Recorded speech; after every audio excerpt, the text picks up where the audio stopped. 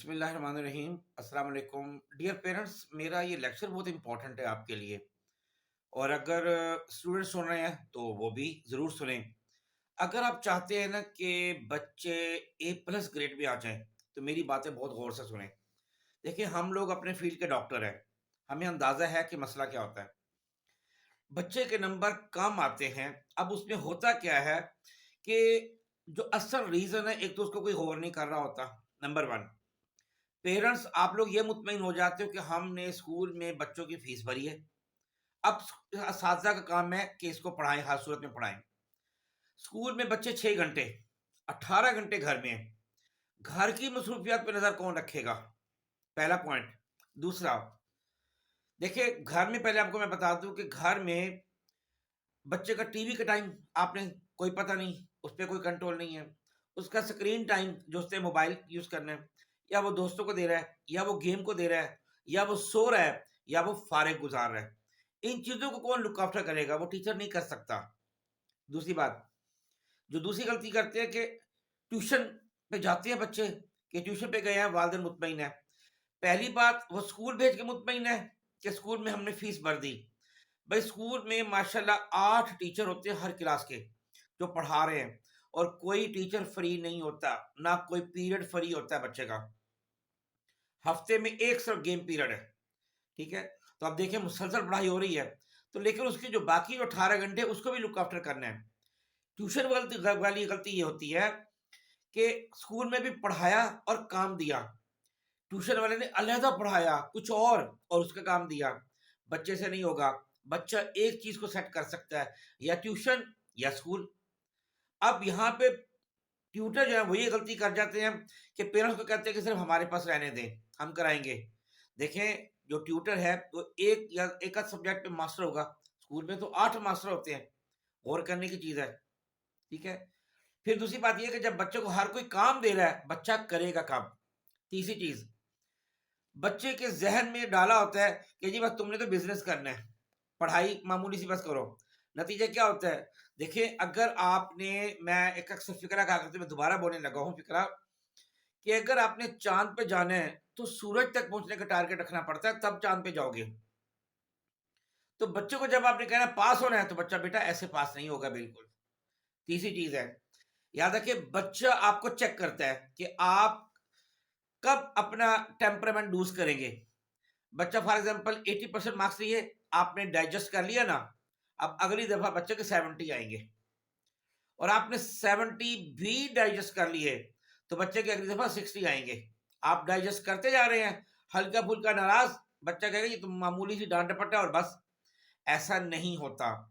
तरीका ये होता है कि एक बच्चे का स्केड्यूल बनाएं, और उस स्केड्यूल में उसके पढ़ाई का टाइम अलहदा रखें, वर्जिश का टाइम भी रखें। बॉडी का भी इंसान पे हक होता है।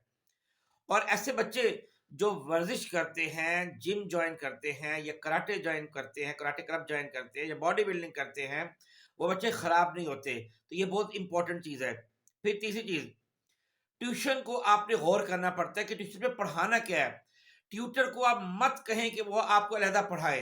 आप ट्यूटर को सिर्फ ये कहें, क्योंकि बच्चा जो पढ़ाई में इंटरेस्ट नहीं ले रहा, या उसके ए प्लस नहीं आ रहा, उसकी रीजन ये है कि उसकी बेस कमजोर है। और बच्चा, क्योंकि उसको आता नहीं, बेस कमजोर है, बच्चा पढ़ाई में दिलचस्पी नहीं लेता। तो इसका तरीका ये होता है, बच्चे की बेस बनाएं। तो हर ट्यूटर को कहें कि बच्चे की बेस बनाए। देखो, हम लोग फॉर एग्जांपल 5वीं क्लास से बच्चों को ट्यूशन पढ़ाना शुरू करते हैं, fifth, five, six, seven, eight, हम हमेशा पढ़ाते रहते हैं, गलत है। देखिए, आपने बच्चे की बेस बनानी है। मैथ की बेस बनने में 1.5 मंथ लगता है बस। इंग्लिश की बेस 1 महीने में बन जाती है। तो आप इस तरीके से देखें ना, अगर, तो 5 महीने के अंदर हर सब्जेक्ट की बेस बन जाएगी। आप इस तरीके से बच्चों को पढ़ाई कराएं, टेक्निकल तरीके से पढ़ाएं। जो स्कूल में पढ़ा रहे हैं वही ट्यूशन पे पढ़ा रहे हैं, वही बुक्स है, वही तो बच्चा बस वो रट्टा लगाई जा रहा है, उसका कुछ फायदा कोई नहीं होता। तीसरी चीज मैंने आपको बताई कि बच्चे को टारगेट दें और उसको हर सूरत में अचीव कराएं। अगर बच्चा अचीव नहीं करता, उसको पनिश करें। अचीव करता, उसको सेलिब्रेट करें, उसको आप इनाम दें। अच्छा, अब देखें, बच्चे के अंदर आपने जब ट्यूशन रखवाते हैं ना, तो बच्चे के अंदर सेंस ऑफ रिस्पॉन्सिबिलिटी खत्म हो जाता है। बच्चा कहता है अभी तो यार स्कूल का काम है, ये ट्यूशन का काम है। अपना उसका कोई सोच खत्म, अपनी सोच खत्म, अपना जहन वो इस्तेमाल नहीं करता। ऐसा नहीं होता। पहली बात तो ये कि मैंने आपको बताया कि ट्यूशन वाले सिर्फ़ बेस बनाएँ, दूसरी बात ये कि आपने पेरेंट्स ने रोज़ सिर्फ़ 10 से 15 मिनट रोज़ देने हैं बच्चे को बस।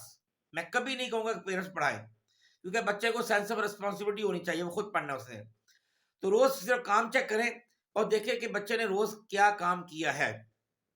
जब आप इस तरीके से करेंगे ना, और फिर जैसे सैटरडे संडे आता है, विंटर वेकेशन आती है, समर वेकेशन आएंगी वगैरह वगैरह, ये वो टाइम होता है जो गोल्डन टाइम है।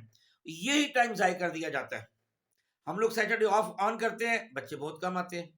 ये विंटर वेकेशन में मैंने टाइम दिया सबको, मैंने कहा कि आके पढ़ा करें, बहुत कम बच्चे आए। समर वेकेशन आएंगी, पूरा 2.5 महीने मैं खुद पढ़ाऊंगा एंड फ्री ऑफ कॉस्ट पढ़ाऊंगा। ठीक है, बच्चे मुझे पता है बहुत कम आएंगे। ये वो गोल्डन टाइम होता है, इसको यूटिलाइज किया करें। अंडरस्टैंड? और अगर आप समझते हैं कहीं पे बच्चा अगर थोड़ा-सा कमज़ोर हो रहा है, सिर्फ़ एक काम करें, उसको 1 साल रिपीट करा लें, फिर बच्चे को कभी ब्रेक नहीं लगेगी। अब बच्चा कमज़ोर है, बच्चा एक आध सब्जेक्ट में फ़ेल है, आप कहते हैं टीच प्रिंसिपल के पास आते हैं कि बच्चे को पास कर दें।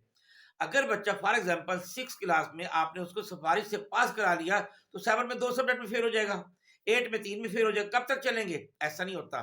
सिफ़ारिश से परहेज़, उसको विन करना सिखाएँ। First deserve then desire. बच्चे को इस तरीके से जब आप लेके चलेंगे, और आखिरी पॉइंट पे पेरेंट्स डियर पेरेंट्स के स्कूल का अक्सर चक्कर लगाया करें, स्कूल में आया करें। जिस बच्चे को पता हो ना उसको परसू किया जा रहा है, वो बच्चा कभी राह रास्ते नहीं भटकता। अंडरस्टैंड? तो ये तरीके होते हैं, इस तरीके से लेके चले। आखिर में मैं सिर्फ आपको एक पढ़ने का जो ड्यूरेशन है सिर्फ वो बता रहा हूँ कि देखिए, अगर 5 क्लास में बच्चा है ना, तो उसके लिए 3 आवर्स बहुत है।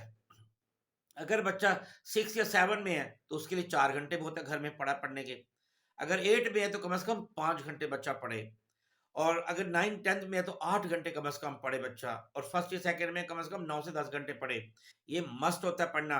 बच्चे को मेहनत का आदी बनाएँगे, बच्चा पूरी ज़िंदगी बहुत आगे चलेगा। ये तरीका है। अब बच्चा होता है कि अगर 9-10 के बच्चे भी 2 से 3 घंटे पढ़े होते हैं, नतीजा क्या? 60% मार्क्स। उस चीज़ का कोई फ़ायदा ही नहीं है।